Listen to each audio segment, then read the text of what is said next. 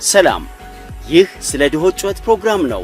በኤልሻዳይ ቴሌቪዥን ኔትወርክ ጊዜ ስለሰጣችሁን እናመሰግናለን።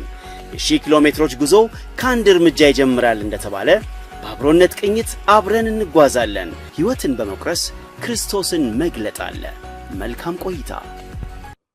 ሻሎም ሻሎም ቅዱሳን ወገኖች ባላችሁበት ስፍራ ምድር ሁሉ የጌታ ሰላምና ምሕረት ከሁላችሁም ጋር ይሁን።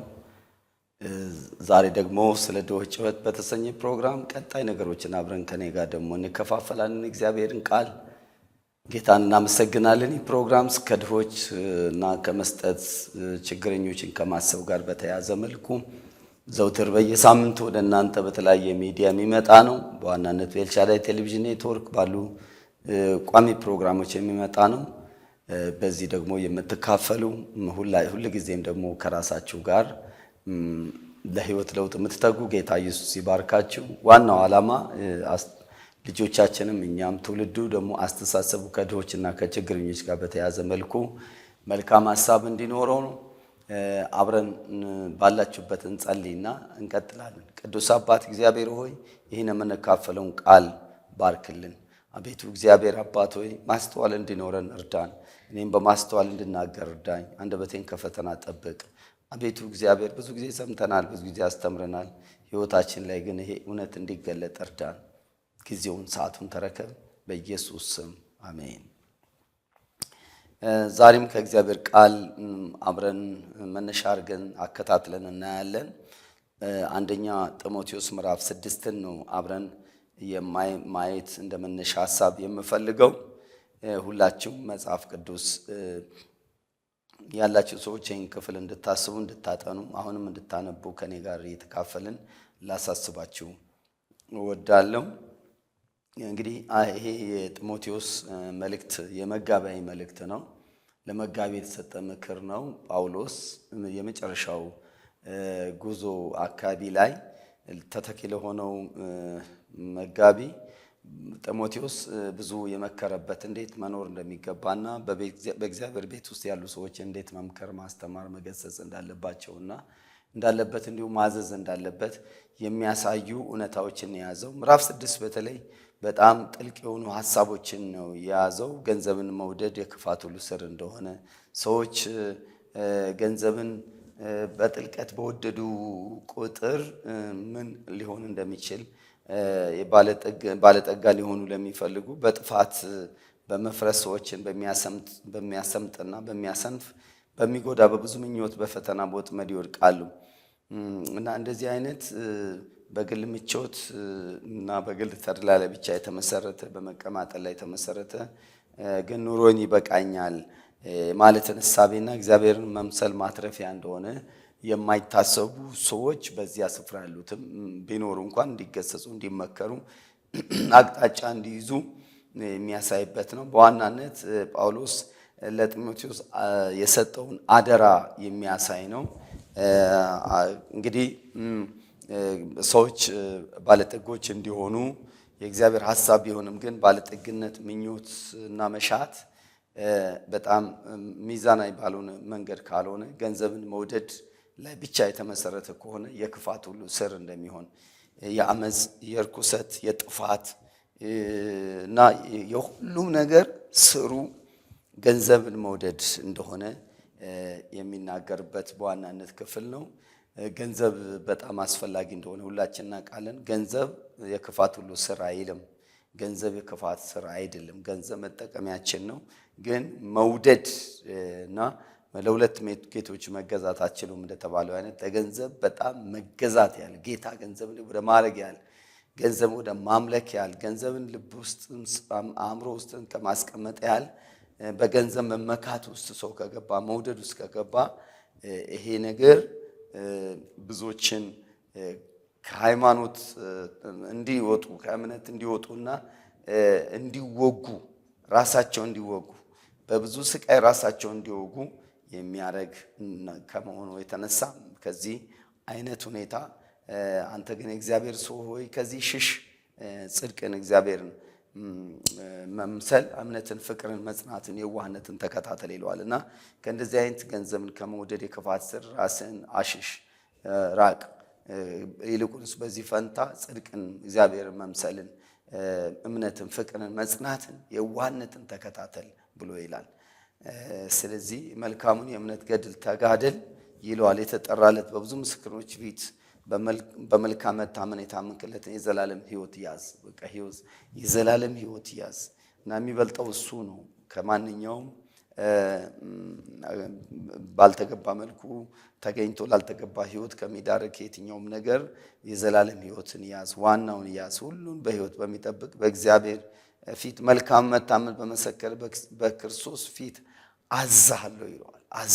አዛለሁ ትእዛዝ ነው የሚሰጠው። እንዲሁ አይለምነውም፣ አይመክረውም። አዛለሁ ነው ከእንደዚህ አይነት ነገር ሽሽ፣ ሕይወት ውስጥ እንዳይገባ። ገንዘብን መውደድ፣ ገንዘብን የሕይወትህ ዋና ነገር ማድረግ፣ ማዕከልን ገንዘብ ማድረግ፣ ኑሮውን ገንዘብ ማድረግ፣ አገልግሎትን ገንዘብ ማድረግ፣ ንግግርህ ማዕከል፣ የወሬ ማዕከል፣ የሀሳብህ ማዕከል፣ የጸሎትህ ማዕከል፣ የኑሮ ማዕከል፣ የሁሉ ነገር ማዕከል ገንዘብና ገንዘብ ብቻ እንዳይሆን፣ ገንዘብን በመውደድ የሰዎችንም ሕይወት መረማመጃ ባረገ መልኩ የምትሄድበት እንዳትሆን። ገንዘብ ያስፈልጋል፣ ገንዘብ በጣም አስፈላጊ ነው። ግን መውደድ የሚባለውን ጥልቅ የሕይወት ስርዓት ውስጥ አድርገህ እንዳትከተው ይላል እና እንዲሁም ይህን ያዘዋል። እንደዚህ አይነት ነገር እንዳታደርግ ብሎ ያዘዋል እና ጌታችን ኢየሱስ ክርስቶስ እስኪገለጥ ድረስ ያለ እድፍና ያለ ነቀፋ ሆነ ትእዛዙን ጠብቅ ነው የሚለው። ያለ እድፍና ያለ ነቀፋ ሆነ ጠብቅ እና ለዚህ ያለ እድፍ በእድፍ በነቀፋ እንዲኖር ከሚያደርገው ነገር አንዱ ሁሉ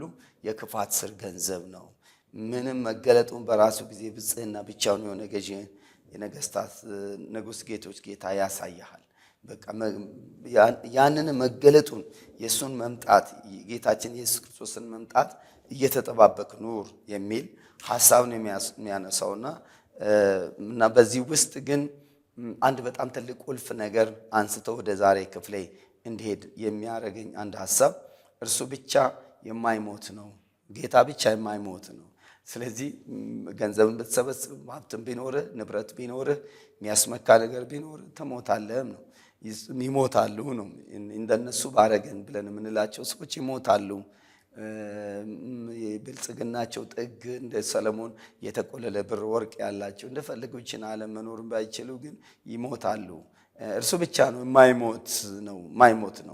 የማይሞት ብቻ ሳይሆን ማንም ሊቀርበው በማይችል ብርሃን ይኖራል። ስለዚህ ያ በሱ ላይ ብቻ ተስፋ አድርግ የሚል ሐሳብ ነው። ለእርሱ ክብር የዘላለም ክብር ይሁን እያለ ይልና ቁጥር 17 ላይ አንደኛ ጢሞቴዎስ ምዕራፍ 6 ቁጥር 17 ላይ አንድ ወሳኝ ሐሳቦችን 17 እስከ 19 ያለው ነው የበለጠ አስፍተን የምንመለከተው። ግን ወሳኝ የሆኑ ነገሮችን ከእሱ ጋር አያይዞ ሲናገር እናያለን። እየመከረ ከመጣ በኋላ በአሁኑ ዘመን ባለጠጎች የሆኑት የትዕቢትን ነገር እንዳያስቡ ደስም እንዲለን ሁሉን አትርፎ በሚሰጠን በሕያው እግዚአብሔር እንጂ በሚያልፍ ባለጠግነት ተስፋ እንዳያደርጉ እዘዛቸው። ወጣት መጋቢ ነው እንግዲህ በዚያ ቤተ ክርስቲያን ውስጥ ጢሞቴዎስ በሚመራበት ቤተ ክርስቲያን ውስጥ በሚሽነሪ ሆኖ በተከላቸው ቤተ ክርስቲያን በተለያየ ስፍራ ባለጠጎች አሉ። ባለጠጎች የማይኖሩበት ዘመን የለም። ድሃም ያለበት ዘመን ድሃም አይኖርበት ዘመን የለም። ባለጠጋም አይኖርበት ዘመን የለም።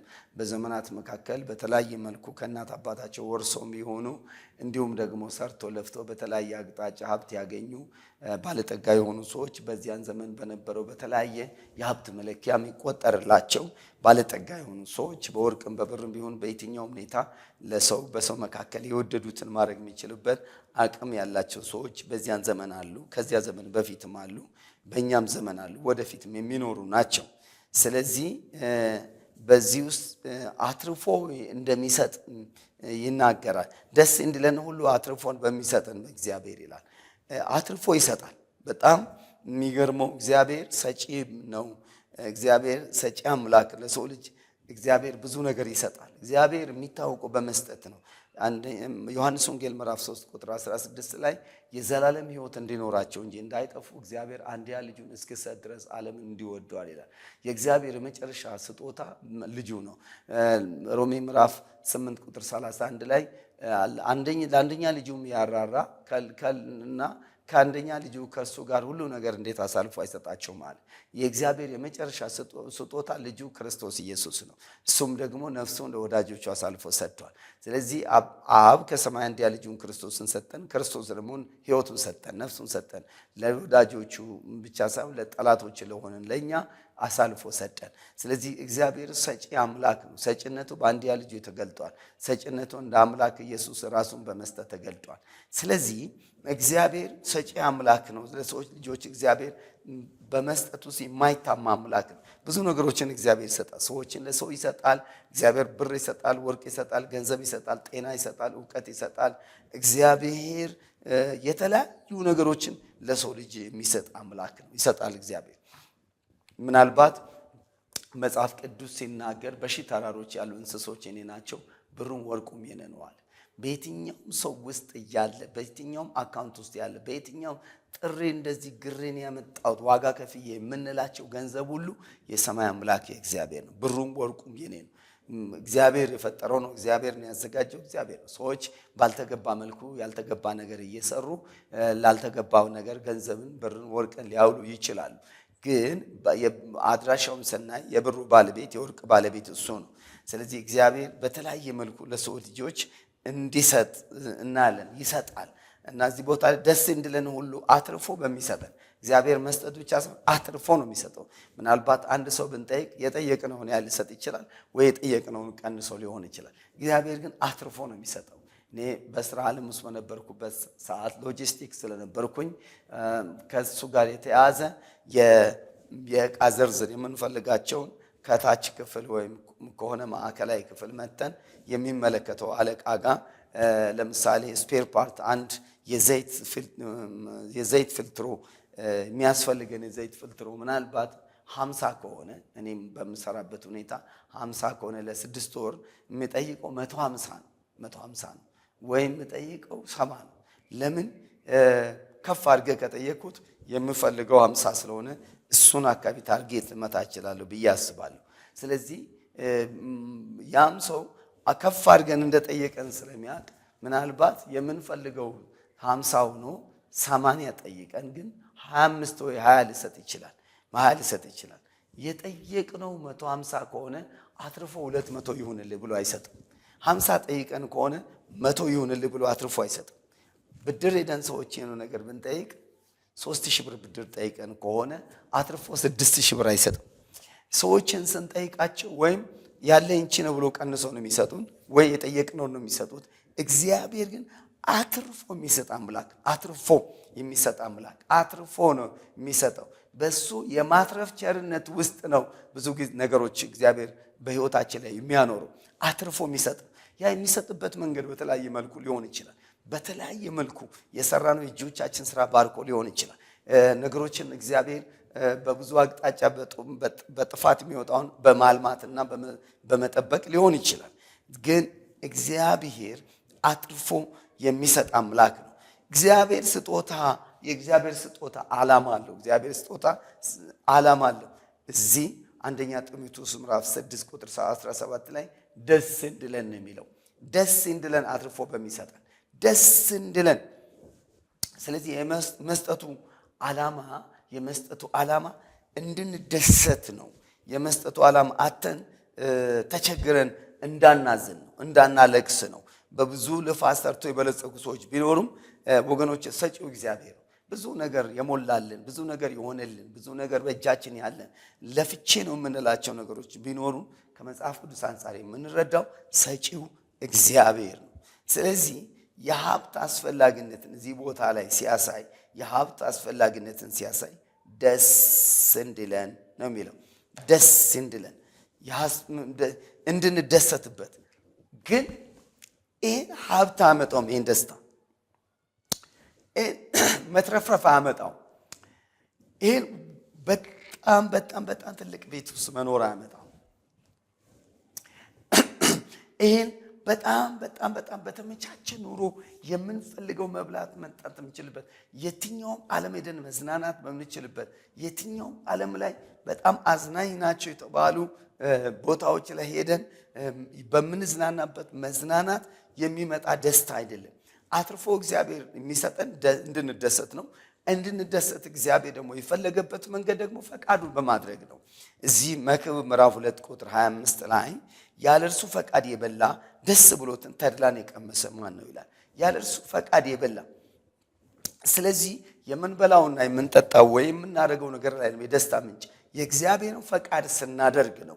እግዚአብሔር አትርፎ የሰጠበትን ዓላማ ስንጠቀምበት ነው። እግዚአብሔር አትርፎ ይሰጠናል። ለምን ነው የሰጠን? እግዚአብሔር አትርፎ የሰጣችሁ ሰዎች ምናልባት አንድ መኖሪያ ቤት ኖራችሁ 15 ቤት ለማድረግ ብታስቡ እግዚአብሔር አትርፎ የሚሰጠው በዛ ቤት ላይ ቤት እንድጨምሩ ነው ወይ? እግዚአብሔር አትርፎ የሚሰጠን መኪና ላይ መኪና እንድንደርብ ነው ወይ? እግዚአብሔር አትርፎ የምንሰጠን በብዙ ነገር ላይ ተደራራቢ ነገሮችን እንድናደርግ ነው ወይ? እግዚአብሔር አትርፎ የሚሰጠን ምናልባት 1-2 የገቢ ምንጭ የሚሆን ፎቅ ያለን ሰዎች ብንሆን 30-40 እንድናደርገው ነው ወይ? አዎ 30-40 ማድረግ ኃጢአት አይደለም። 5-4 ቤት መያዝ 15-30 መኖሪያ ቤት መያዝ ኃጢአት አይደለም። ችግር የለውም። የበለጠን ብንይዝ ችግር የለውም። ግን የተፈለገበት የእግዚአብሔርን ፈቃድ ማድረግ ነው። የእግዚአብሔርን ፈቃድ በማድረግ ውስጥ ነው ትክክለኛ ደስታ የሚኖረው። ለዚህ ነው ያለ እርሱ ፈቃድ የበላ ደስ ብሎ ተድላ የቀመሰ ማን ነው? የእግዚአብሔርን ፈቃድ በማድረግ ውስጥ ነው እግዚአብሔር አትርፎ ይሰጣል። ግን በመስጠት ውስጥ ግን የእግዚአብሔርን በጎ ፈቃድ፣ የእግዚአብሔርን ሉዓላዊ ፈቃድ፣ የእግዚአብሔርን ዘላለማዊ ፈቃድ ግን ማግኘት በጣም ወሳኝ ነው። ደስታ በሀብትና በገንዘብ ሀብት ባመጣው ልዩ ልዩ የምግብና የመዝናናት ውጤት ላይ የተመሰረተ አይደለም። ደስታ በመዝናናት ውስጥ የሚፈጠር አይደለም። ደስታ ፈቃዱን በማድረግ ውስጥ የሚገኝ ትልቅ ነገር ነው። ፈቃዱን በማድረግ ያለ እርሱ ፈቃድ የምንበላ ከሆነ ያለ እርሱ ፈቃድ የተትረፈረፈውን ነገር ዝም ብለን ብቻ ከራሳችን ዙሪያ ብቻ በራሳችን ዛቢያ ብቻ የምንሽከረከር ከሆነ ትክክለኛ ደስታ ልናደርግ አንችልም። አንዱ የእግዚአብሔር ፈቃድ ደስታ፣ ተድላ በበጎ ስራ ውስጥ ነው። የእግዚአብሔር ፈቃድ አንዱ የሚሆነው ፈቃዱ ለተቸገሩት እንድንደርስ፣ ለሌላውም እንድናካፍል፣ እንድንሰጥ። እግዚአብሔር ሀብትን የሚሰጠን አንዱ እንድንሰጥ ነው። ሀብትን እግዚአብሔር የሚሰጠን እንድንሰጥ፣ እንድናካፍል ነው። ስለዚህ ደስ እንዲለን የሚለው ነገር ሀብቱ ብቻ የሚያመጣው ደስታ ነው ማለት አይደለም። ሀብቱ ብቻ የሚያመጣው አይደለም። እግዚአብሔር ፊት ግን ልናደርግ የሚገባ ነገር አንዱ እንደ እግዚአብሔር ቃል ያለው ነገር በሕይወታችን ላይ መጨመር ማድረግ ብንችል ነው። እግዚአብሔር የተባረከ ይሁን። እንደ እግዚአብሔር ሐሳብ፣ እንደ እግዚአብሔር ፈቃድ፣ እንደ እግዚአብሔር ሐሳብ እግዚአብሔር ጉልበትም ሀብትም የሚሰጠው እግዚአብሔር የተባረከ ይሁን። እግዚአብሔር የሚሰጠው እንድንጠቀም ነው። እግዚአብሔር እንድንጠቀም ብቻ ሳይሆን ደግሞ እንድንጠቀም ነው። እንድንቀበል ብቻ ሳይሆን ደግሞ እንድንሰጥ ነው። እንድናበዛ ብቻ ሳይሆን እንድናካፍል ነው። እንድንወርሰው ብቻ ሳይሆን እንድናወርስ ነው። እንድንወደው ብቻ ሳይሆን እኛ ብቻ ወደነው አቅፈነው እንድንቀመጥ ብቻ ሳይሆን ሌሎችም ደግሞ ተጠቃሚዎች እንዲሆኑ እኛ ብቻ ለእግዚአብሔር ምስጋና አቅርበን እንድንቆም ሳይሆን ለእግዚአብሔር በማጣት ውስጥ ምስጋና አጥተው የተቀመጡ ሰዎች ለእግዚአብሔር ምስጋና እንዲያቀርቡ ነው። ለእግዚአብሔር ምስጋና መስዋዕት እንዲያቀርቡ ነው። ስለዚህ እዛ ውስጥ ያለው ደስታ ነው ወገኖች ትክክለኛ ደስታ እንደሆነ ማሰብ የሚቻለው። ስለዚህ የአሁኑን ዘመን ባለጠጎች እዘዛቸውን ነው የሚለው። የአሁኑ ዘመን ባለጠጎች ይህ የአሁኑ ዘመን የሚባለው ዘመን ይሄ እንደዚህ ነው የሚለው። በአሁኑ ዘመን ባለጠጉ የሆኑትን ይላል። በአሁኑ ዘመን ባለጠጎች የሆኑትን በዚያ ዘመን ባለጠጎች ሆነዋል። በዚያ ዘመን ጳውሎስ ባለበት ዘመን በቤተክርስቲያን ውስጥ ከቤተክርስቲያን ውጭ የዚያ ዘመን ባለጠጎች ምናልባት እንደዚያው ዘመን ሁኔታና ከተማ ኑሮ የሚወሰን ይሆናል። ምናልባት ከአሁኑ ዘመን ባለጠግነት ጋር ቢታሰብ ድሃ የሆኑ ሊሆኑ ይችላሉ። ምናልባት ከአንዳንድ አካባቢ ጋር ካሉ ባለጠጎች ጋር ቢተያዩ ድሃ ጥግ ሊሆኑ ይችላሉ፣ ሊመስሉ ይችላሉ። በንጽጽር ግን እዛ ካለው ማድረግ የሚችሉትን ማድረግ የሚችሉ ሰዎች እንደሆኑ ልናስብ እንችላለን። ስለዚህ በአሁኑ ዘመን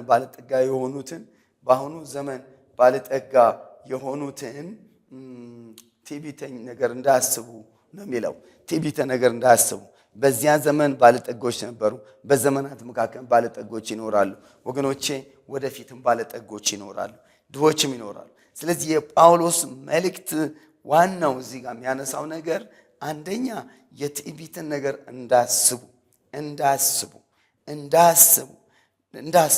ካስተሳሰባቸው ላይ ትዕቢት እንዳይኖር፣ ከልባቸው ትዕቢት እንዳይኖር፣ በዓይናቸው ትዕቢት እንዳይኖር፣ በንግግራቸው ትዕቢት እንዳይኖር፣ በውሏቸው ትዕቢት እንዳይኖር፣ ትዕቢተኞች እንዳይሆኑ በአሁኑ ዘመን ባለጠጎች የሆኑት ባለጠጋ የሆኑት ገንዘብ ሀብት በእጃቸው ያለ በዚያ ዘመን ያሉ ሰዎች እንደዛ እንዳይሆኑ አስጠንቅቃቸው። ድሃ ላይ እንዳይታበዩ፣ ችግረኛ ላይ እንዳይታበዩ። ባለጠጎች ስለሆኑ ከባለጠጎቹ ጋር ህብረት ይኖራቸዋል። በባለጠጎቹ መካከል ያለ ጓደኝነት ይኖራል። ባለጠጋ ምንም ትከሻ ለትከሻም ያለካከው ነገር ላይኖር ይችላል።